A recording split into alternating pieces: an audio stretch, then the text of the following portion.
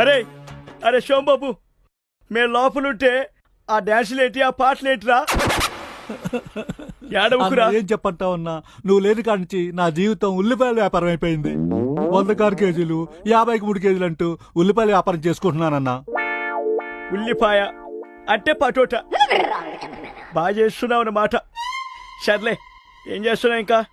ఏముందన్నా, పగలంతా ఉల్లిపాయల వ్యాపారం, నైట్ అంతా రికార్డింగ్ డాన్స్, మధ్య మధ్యలో సుకన్యతో గంటల పంచాంగం.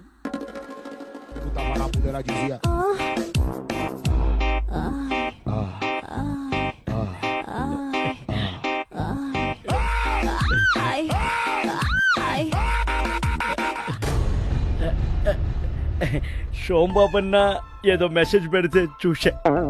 ఓపెన్ చేస్తే